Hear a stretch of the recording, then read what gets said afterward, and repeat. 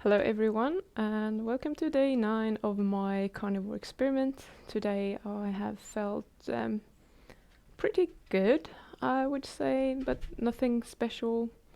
Woke up, felt as if I had a tendency to a headache again.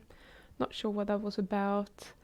The Wagyu burgers I had last night, and I think I told you I poured all the fat on them, and that gave me a little bit of an upset tummy. Not too bad, but that was probably borderline for what even I can handle. But they were nice and fatty, and I was very full. So I think I said that I'm going to make that pork crackling today, and that's what I've done. So yeah, I think I'll just put that up right now so you can see the process that I've been going through from the beginning till the end and what they look like. So here you go. Right, here you have the pork shoulder, free farm boneless pork shoulder that I bought. I picked it because of the thickness of the skin that you can see here. So that's my measurement of good pork crackling. If the skin is thick, it will be beautiful. And then I just had to get it off. It's a little bit tricky. You have to work with it for a little bit, and then it looks like that. There's a little bit of meat left there that you can get rid of as well, but it's no big drama. The upside, and here you see the thickness on this side and the thinness on the other side.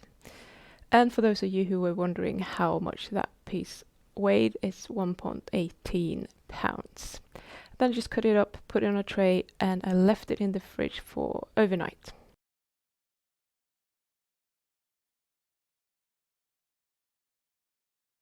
Okay, so we're back.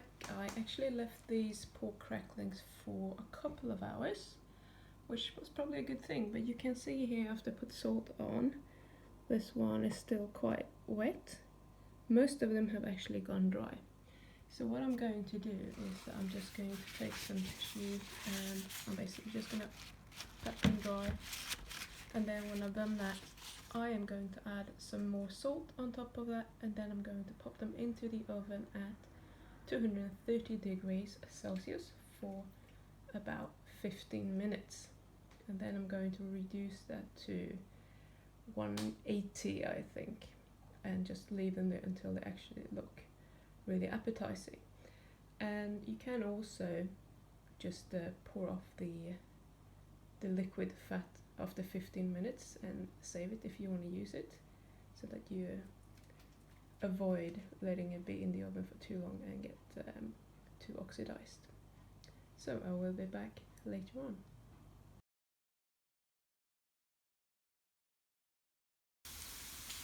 Okay, so we're up to 15 minutes now. I'm not quite happy with how they're looking, so I'm going to put them back for another 10 minutes probably.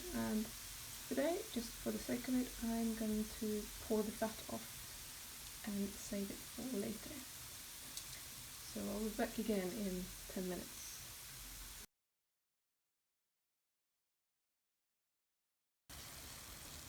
So here we are again. So now we are at 25 minutes and they start to crackle up quite well. So what I'll do, there is some loose fat here, I can't do it while holding the camera.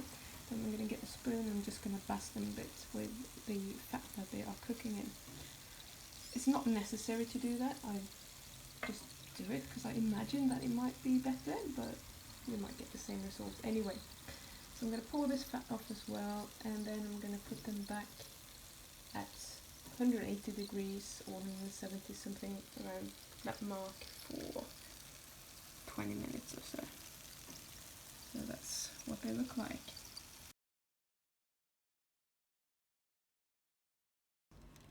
Okay, I just got them out of the oven and I think I left them a little bit too long. Some of them are fine. I'm a bit sensitive to when they're dark, so this one might be borderline for me. But some of them look beautiful, like this one. That's perfect colour, if you ask me anyway. So what I'm doing is I'm just taking them off and I'm putting them on a plate with some paper towel underneath, just so that any excess fat will just drain off, and so that they won't lay in it and get soggy again. So that's that, and I'm just gonna get them off and then we'll have a taste. Right, so the mandatory taste of the pork crackling. So here we go. Let's see if I can get it the wrong way. This is pretty much how it looks. It's quite thick, which I like. I love that extra fat tissue, connective tissue layer. I prefer when you have a lot of them. And let's see. Yeah, not bad. So I think these were pretty good. The previous batch was actually slightly better, and I think maybe it is because I got them out on time, but also I cut them a little bit thinner because I could be bothered to actually do that. So try to cut them into maybe 1 centimeter thick and not too thick. I was just trying to do them a bit thicker this time, and you should be good to go. And then you can obviously leave them for as long as you want. I prefer when they're golden.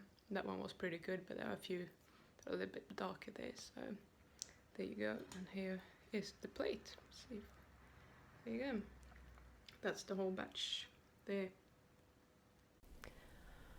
So that, my friends, that's my pork crackling. That's how I usually do it.